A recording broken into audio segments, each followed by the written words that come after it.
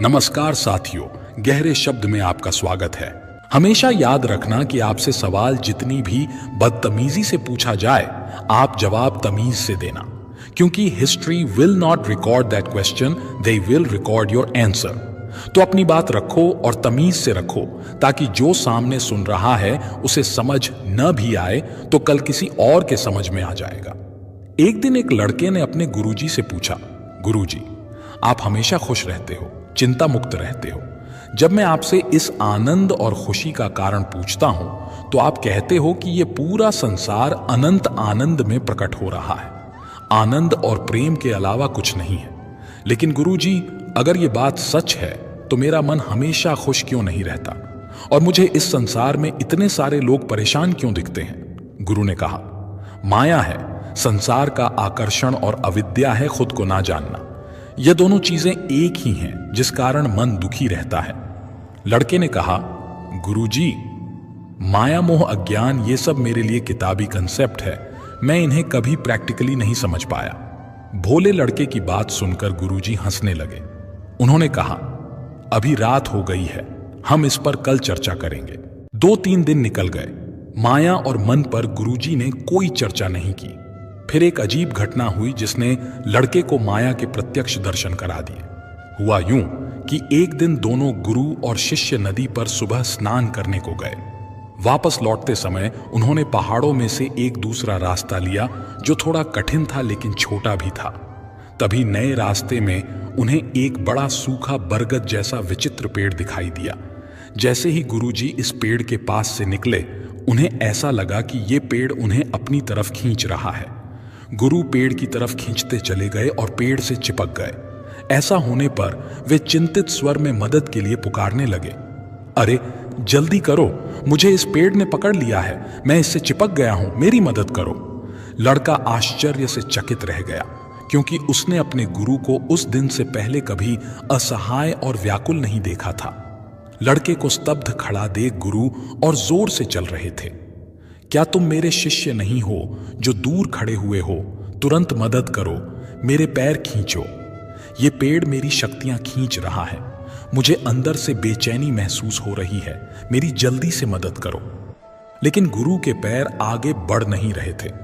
वो सोचने लगा कि मैं पेड़ के पास जाऊंगा तो कहीं यह पेड़ मुझे भी ना खींच ले, और अगर ऐसा हुआ तो हम दोनों की मदद कौन करेगा?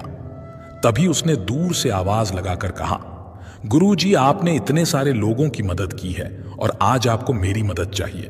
गुरु ने कहा, तुम जल्दी से मेरे पैर को पकड़ो और मुझे इस पेड़ से अलग करो। गुरु के स्वर में गंभीरता थी। लड़का उस पेड़ के पास पहुंचा और उसने पूरी ताकत लगाकर गुरु का पैर खींचा, लेकिन वो उन्हें पेड़ से अलग नहीं कर सका। गुरु ने फिर कहा, मेरा शरीर इस पेड़ के तने में धंस रहा है, मेरी मांसपेशियों में ताकत नहीं बची, मैं बहुत बेचैन हो रहा हूं, मेरी मदद करो। यह सुनकर लड़का अचानक रुक गया। उसने गहरी सांस ली और सोचकर कर बोला, गुरुजी, ये कैसे संभव है? पेड़ के तने में वो ताकत नहीं जो ये आपको पकड़ सके। आपने ही तो अपने हाथों से पेड़ को जकड़ रखा है, फिर आप मुझसे क्यों मदद मांग रहे हो? लड़के की बात सुनकर गुरु हंसने लगे और उन्होंने तत्काल पेड़ छोड़ दिया और लड़के से बोले, यही माया है, हम मन को कभी छोड़ते ही नहीं। फिर कहते हैं कि मन हमें परेशान करता है, गलत बात पर विश्वास करना ही माया है। लड़के ने पूछा, गुरुजी, जब हम जानते हैं कि मन हमें परेशान करता है तो फिर हम मन को क्यों नहीं छोड़ पाते? गुरु ने कहा, क्योंकि हम बाहरी सुखों के द्वारा खुद को संतुष्ट रखना चाहते हैं, इसलिए कई इच्छाओं को पकड़े रहते हैं। इच्छाओं को पकड़ना ही मन को पकड़ना है और मन को पकड़ना ही माया है। इसी माया के कारण हमें लगता है कि हम कमजोर हैं, फंसे हुए हैं, बल्कि ऐसा है नहीं। हम हमेशा मन से ताकतवर हैं, मन के स्वामी हैं, क्योंकि हम जब चाहे तब मन से ध्यान हटाकर मन को शांत कर सकते हैं। इससे हमें यह भी पता चलता है कि मन हमसे है, हम मन से नहीं। पर इच्छाओं के पीछे भागते भागते हम यह बात भूल जाते हैं और कमजोर महसूस करते हैं। यही माया है। लड़के ने पूछा, हम भूलना बंद कैसे करेंगे? मन से दूरी कैसे बनाएंगे? गुरु ने कहा, जैसे स्थिर चट्टान को बड़ी लहरें डिगा नहीं पाती, उसी प्रकार तुम्हें विचारों के वेग से ज्यादा स्थिर, ज्यादा शक्तिशाली बनना है। ये शक्ति कैसे जागृत होगी? पहला लेसन गुरु ने कहा, जो मान लोगे वो सत्य है। अभी तक तुम झूठी बातों पर विश्वास करते आ रहे हो कि मन है और मुझे परेशान करता है, इसलिए मन के सामने कमजोर भी महसूस करते हो। अब से हर दिन हर पल बार बार स्वयं को याद दिलाओ, बार बार महसूस करो कि जहां मैं ध्यान देता हूं वहीं मन जाता है। मैं सांस पर ध्यान देता हूं तो मन शांत हो जाता है, यानी मैं मन का स्वामी हूं और मन मेरा सेवक है। मन से ताकतवर बनने के लिए, हमेशा प्रसन्न रहने के लिए दूसरा लेसन, शिकायतों से दूर रहो। गुरु ने कहा, यह संसार केवल तुम्हारे मन का प्रोजेक्शन है और यह मन की आदत है कि वो खुद की कमियों को, खुद की चिंताओं को संसार में देखता है।